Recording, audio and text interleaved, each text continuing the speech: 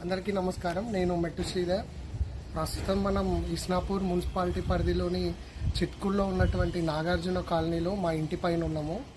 మరి ఈ back side మీరు చూస్తూ ఉన్నారు, ముత్తంగి చెరువు అలగిల్లడం వల్ల ఏవైతే ఈ దగ్గర కాలనీలు ఉన్నాయో, మరి Sana colony, Radhamma colony, defence colony, Nagarjuna colony, ఇట్లాంటి మరి అనేక రకాలైనటువంటి కాలనీలన్నీ గిట మరి అష్టదిగ్బంధనంలో ఉన్నట్టు చుట్టుముట్టు వాటర్ జీరడం జరిగింది. మరి వల్ల అధికారులకు గిట గత జనవరిలోనే ఒక వినతి పత్రం ఇవ్వడం జరిగింది. ప్రతి సంవత్సరం వర్షాకాలంలో ఈ కాలనీల ప్రజలు తీవ్ర ఇబ్బందులు పడుతుర్రు, తగిన చర్యలు తీసుకోవాలని చెప్పి కోరడం జరిగింది.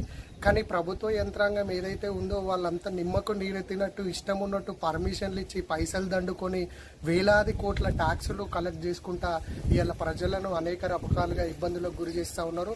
మరి ఇలా వాళ్ళకి తెలుసు, నీరు పళ్ళ మెరుగు నిజం దేవుడెరుగు అన్నట్టు మరి చెరువులకు వెళ్ళి వాటర్ అనేది అలిగి వెళ్ళినప్పుడు ఆ వాటరు ఈ కాలనీల గుండెనే వాగులా కలుస్తుందని తెలుసు. మరి ఏవైతే గతంలో ఉన్నటువంటి ఈ వరద కాలువలు కానీ నాలాలు కానీ ఇవైతే కబ్జాలకు గురైనాయో, ఎవరైనా కబ్జాలు చేసి ఇండ్లు కట్టిర్రా, లేకపోతే లీడర్లు వెంచర్లు చేసి అమ్ముకున్నారా అని చెప్పి మరి దాన్ని తీరుతెన్నులు తెలుసుకొని మరి ప్రజల ముందు పెట్టాల్సిన అవసరం ఈ అధికారుల పైన లేదా అని చెప్పి నేను ప్రశ్నిస్తూ ఉన్నా.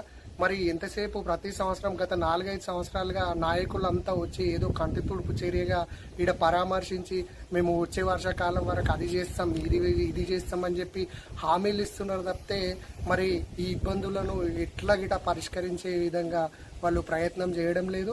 ఇలా వాహనాలు ఖరాబ్ అవుతున్నాయి, కోట్లు పెట్టి ఇండ్లు ఖరాబ్ అవుతున్నాయి, వేలకు వేలు ట్యాక్సులు కడుతూ ఉన్నారు.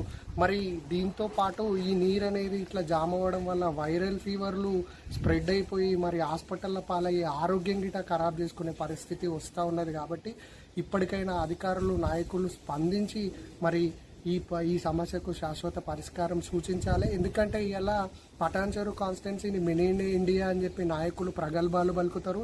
మరి ఇలా వేల కోట్ల సిఎస్ఆర్ నిధులు కంపెనీల నుండి వస్తున్నటువంటి కార్పొరేట్ సోషల్ రెస్పాన్సిబుల్ ఫండ్ ఏదైతే ఉంటుందో ఆ సిఎస్ఆర్ నిధులను ఇష్టారీతన ఖర్చు పెడుతున్నారు. కానీ ఇట్లా ఏదైతే ప్రజలు ఇబ్బంది పడుతున్న జెన్యూన్ రీజన్లకు ఖర్చు పెట్టడానికి నాయకులకు, ప్రభుత్వానికి మనసు రాకపోవడం చాలా బాధాకరం.